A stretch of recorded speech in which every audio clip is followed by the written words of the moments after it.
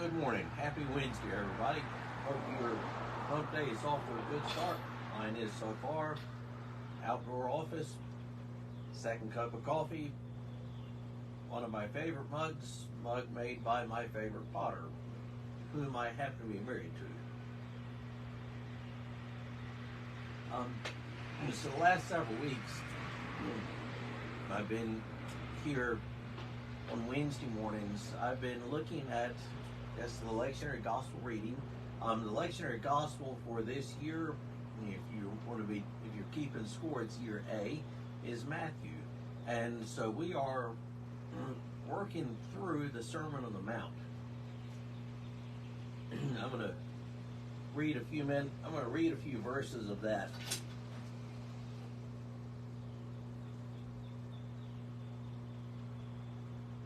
Starting with verse 21 from chapter 5.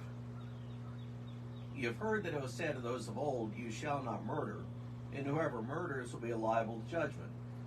But I say to you, everyone who is angry with his brother will be liable to judgment. Whoever insults his brother will be liable to the council, and whoever says, you fool, will be liable to the hell of fire. So, if you're offering your gift at the altar, and there remember that your brother has something against you, leave your gift there before the altar and go. First be reconciled to your brother, and then come and offer your gift. Come to terms quickly with your accuser while you are going with him to court, lest your accuser hand you over to the judge, and the judge to the guard, and you be put in prison. Truly I say to you, you will never get out until you've paid the last penny. You have heard that it was said, you shall not commit adultery. But I say to you, that everyone who looks at a woman with lustful intent has already committed adultery with her in his heart. If your right eye causes you to sin, tear it out and throw it away. For it is better that you lose one of your members than that your whole body be thrown into hell. And if your right hand causes you to sin, cut it off and throw it away. For it is better that you lose one of your members than that your whole body go into hell. And that is one of the really difficult parts of the Sermon on the Mount. Years ago, I guess this would have been in the summer of '96. It was the summer that we had Hurricane Bertha and Hurricane Fran come through eastern North Carolina. My parents were living in Moorhead, and I drove down to there. They weren't there, and I drove down to the house to look after the house during the hurricane. And of course, the power went out, and there's no TV, and none of the radio stations there were on the air. And so I lit an oil lamp and started reading the Bible. Started reading the Gospel of Matthew, and I'm reading through the Sermon on the Mount in the middle of this hurricane. Everything is rocking and rolling outside, and I'm reading through the Sermon on the Mount, and that was the first time that it struck me how really hard this is. And I remember very clearly, for the first time it struck me that this wasn't gentle Jesus, meek and mild. That this stuff is really, really hard. And if you want to get really deeper into the weeds with this, we see here that Jesus he's trumping Moses. So Jesus has gone up on a mountainside, a hillside to teach. And as he's doing it here, he is reinterpreting the law. Moses had been up on a mountain, Mount Horeb, and had delivered the law to the people, and now Jesus is in essence trumping Moses. He's saying, you've heard this, but I'm telling you this. Here's what you've heard. Here's what's been written. Here's what Moses told you. I'm telling you something else. But when Jesus tells him something else, he's not making the law easier. He's making it harder. And that runs counter to, I guess, our popular conception. When Jesus reinterprets the law, he does not make it easier. He makes it harder. So if you've ever been angry with somebody without cause, and there is such a thing as a righteous anger, but if you've ever been angry with somebody, that's tantamount to murder. Ever said, "You're a fool," it's tantamount to murder.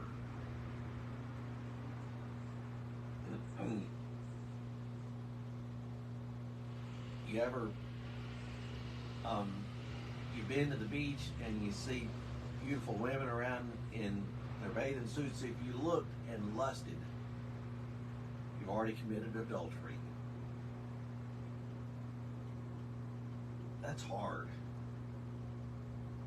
That is hard. Because at that point the law becomes so much harder.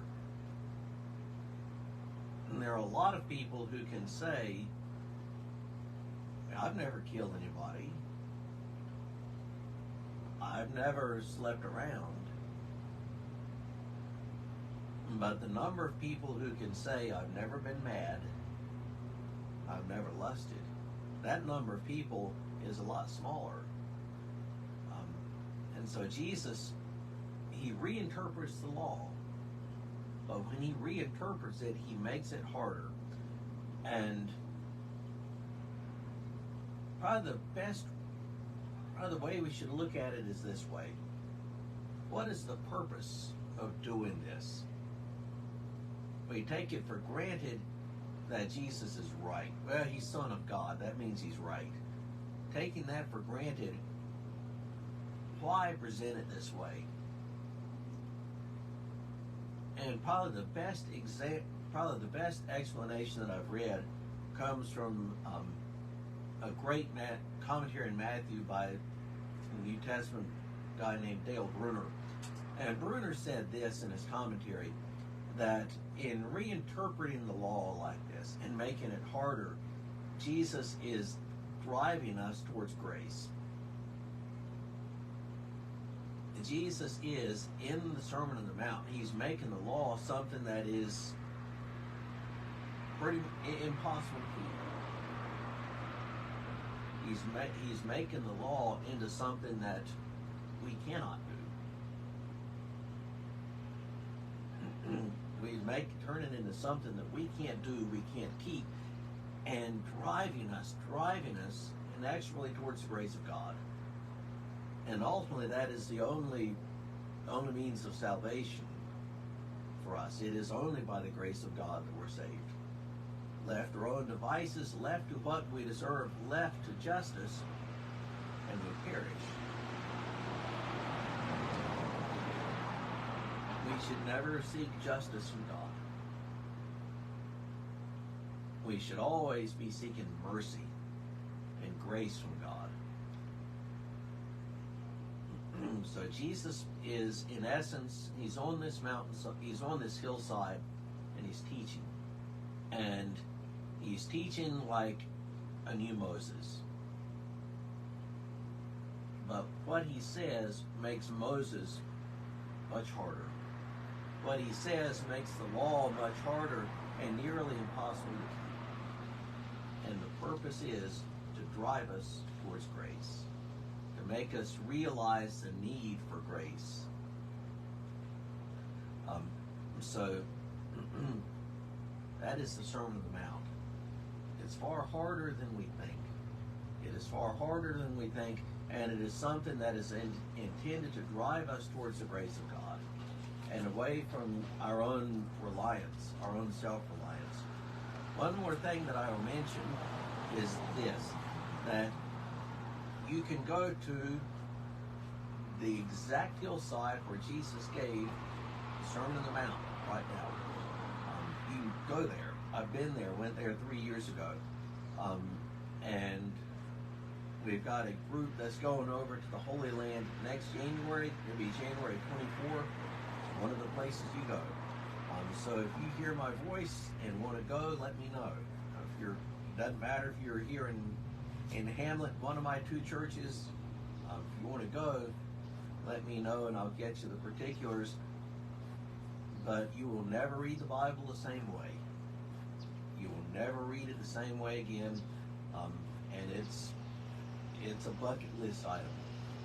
So anyway, Jesus on the hillside, reinterpreting the law, making the law something that we cannot keep, making the law something that is even more difficult than it already was, to drive us inexorably towards God's grace.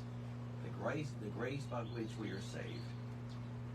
Y'all have a great rest of your day.